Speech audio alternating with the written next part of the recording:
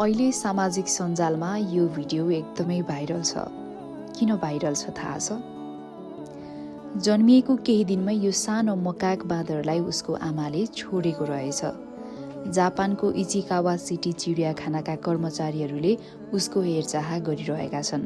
जब ऊ करिब 1 हप्ताको थियो, चिडियाखानाका कर्मचारीहरूले उसलाई एक्लो महसुस नहोस् भनेर एउटा ठूलो ओराङ्गुटानको टेडी दिएका थिए र तबदेखि नै ऊ यससँगै सुत्छ, यससँगै खान्छ र यससँगै खेल्छ। भनौँ भने उसले यसलाई आफ्नो वास्तविक आमा जस्तै व्यवहार गर्छ। अहिले ऊ 6 महिनाको भएको छ र उसलाई नाम दिइएको छ पञ्च। पञ्चले बिस्तारै अन्य बाँदरहरूसँग भेट्न सुरु पनि गरेको छ।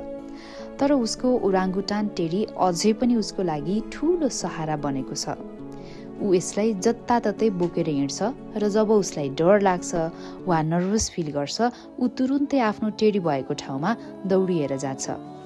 र अहिले विश्वभर यो भिडियो निकै भाइरल भइरहेको छ। पञ्चलाई हेर्न र उसलाई हौसला दिन मानिसहरूको ठूलो भिड लाग्ने गरेको छ। यो सानो बाँदर पञ्चले हामीलाई एउटा ठूलो पाठ सिकाउँछ।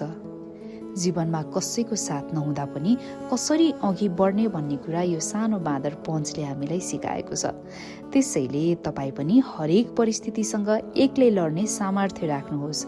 स्वार्थी मानिसहरूको भिडमा अल्झिएर बाँच्नुभन्दा एक्लै रमाउन र आफ्नो खुसी आफैमा खोज्न सिक्नुहोस्।